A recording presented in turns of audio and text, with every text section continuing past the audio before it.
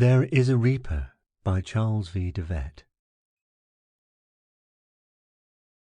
Doctors had given him just 1 month to live, a month to wonder what comes afterward. There was one way to find out. Ask a dead man. The amber brown of the liquor disguised the poison it held, and I watched with a smile on my lips as he drank it. There was no pity in my heart for him. He was a jackal in the jungle of life, and I was one of the carnivores. It is the lot of the jackals of life to be devoured by the carnivore. Suddenly, the contented look on his face froze into a startled stillness. I knew he was feeling the first savage twinge of the agony that was to come. He turned his head and looked at me, and I saw suddenly that he knew what I had done. "You murderer!" He cursed me, and then his body arched in the middle and his voice choked off deep in his throat. For a short minute he sat tense, his body stiffened by the agony that rode it, unable to move a muscle. I watched the torment in his eyes build up to a crescendo of pain, until the suffering became so great that it filmed his eyes, and I knew that, though he still stared directly at me, he no longer saw me. Then, as suddenly as the spasm had come, the starch went out of his body, and his back slid slowly down the chair edge. He landed heavily with his head resting limply against the seat of the chair. His right leg doubled up in a kind of jerk before he was still. I knew the time had come. "Where are you?" I asked. This moment had cost me $60,000. 3 weeks ago, the best doctors in the state had given me a month to live. And with $7 million in the bank, I couldn't buy a minute more. I accepted the doctor's decision philosophically, like the gambler that I am. But I had a plan, one which necessity had never forced me to use until now. Several years before, I had read an article about the medicine men of a certain tribe of aborigines living in the jungles at the source of the Amazon River. They had discovered a process in which the juice of a certain bush, known only to them, could be used to poison a man. Anyone subjected to this poison died, but for a few minutes after the life left his body, the medicine men could still converse with him. The subject, though ostensibly and actually dead, answered the medicine men's every question. This was their primitive, though reportedly effective method of catching glimpses of what lay in the world of death. I had conceived my idea at the time I read the article, but I had never had the need to use it until the doctors gave me a month to live.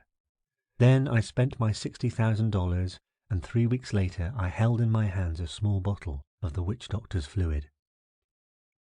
The next step was to secure my victim, my collaborator, I preferred to call him.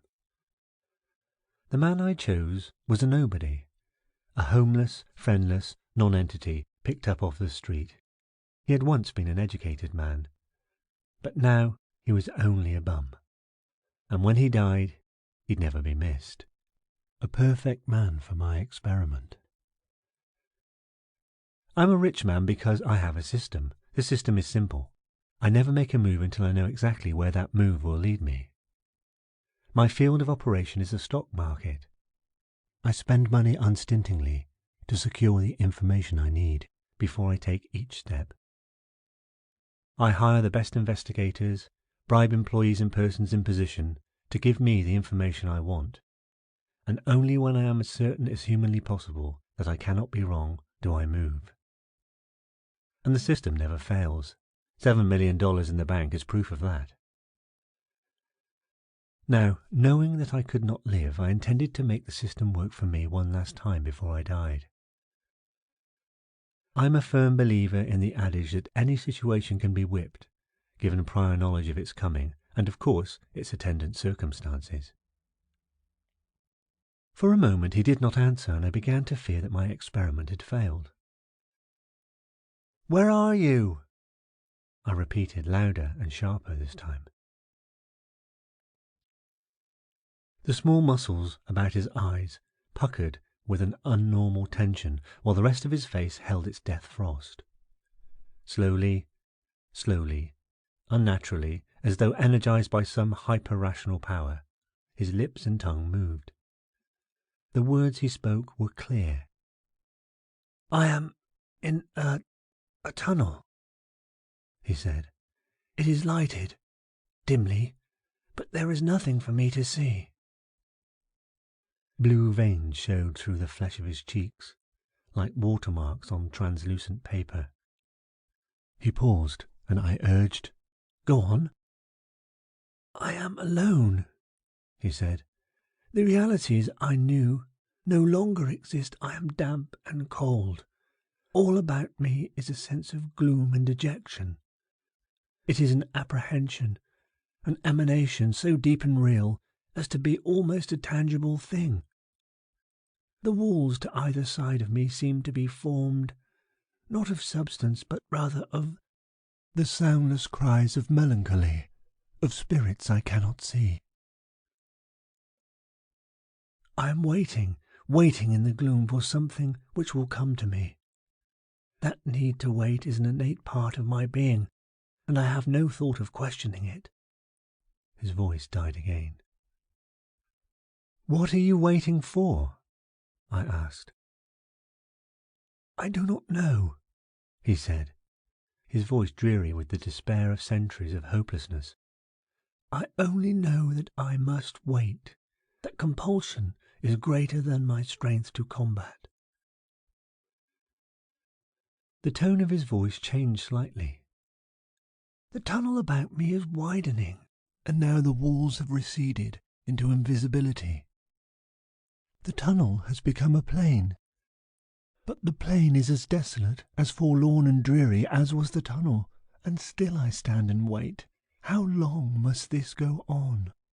He fell silent again, and I was about to prompt him with another question. I could not afford to let the time run out in long silences. But abruptly, the muscles about his eyes tightened, and subtly a new aspect replaced their hopeless dejection. Now they expressed a black, bottomless terror. For a moment I marvelled that so small a portion of a facial anatomy could express such horror. "There is something coming toward me," he said. "A beast, of brutish foulness. Beast is too inadequate a term to describe it, but I know no words to tell its form. It is an intangible and evasive thing, but very real. And it is coming closer. It has no organs of sight as I know them, but I feel it can see me, or rather that it is aware of me, with a sense sharper than vision itself. It is very near now. O God, the malevolence, the hate, the potentiality of awful, fearsome destructiveness, that is its very essence, and still I cannot move." The expression of terrified anticipation centred in his eyes, lessened slightly, and was replaced instantly by its former deep, deep despair. "I am no longer afraid," he said. "Why?" I interjected. "Why?" I was impatient to learn all that I could before the end came. "Because," he paused, "because it holds no threat for me. Somehow, some day I understand, I know, that it too is seeking that for which I wait." "What is it doing now?" I asked. "It has stopped beside me, and we stand together, gazing across the stark, empty plain. Now a second awful entity, with the same leashed virulence about it, moves up and stands at my other side. We all three wait, myself with a dark fear of this dismal universe, my unnatural companions with patient, malicious menace. Bits of," he faltered, "of, I can name it only aura, go out from the beasts like an acid stream and touch me, and the hate and the venom chill my body like a wave of intense cold. Now there are others of this awful breed behind me. We stand, waiting, waiting for that which will come. What it is, I do not know. I could see the pallor of death creeping steadily into the last corners of his lips, and I knew that the end was not far away. Suddenly, a black frustration built up within me. "What are you waiting for?" I screamed, the tenseness and the importance of this moment forcing me to lose the iron self-control upon which I have always prided myself. I knew that the answer held the secret of what I must know. If I could learn that, my experiment would not be in vain, and I could make whatever preparations were necessary for my own death. I had to know that answer. "Think, think!" I pleaded. "What are you waiting for?" "I do not know." The dreary despair in his eyes, sightless as they met mine, chilled me with a coldness that I felt in the marrow of my being. "I do not know," he repeated. Yes, I do know." Abruptly, the plasmatic film cleared from his eyes, and I knew that for the first time since the poison struck, he was seeing me clearly. I sensed that this was the last moment before he left, for good. It had to be now. "Tell me, I command you," I cried. "What are you waiting for?" His voice was quiet as he murmured, softly, implacably, before he was gone. "We are waiting," he said, "for you." End of story.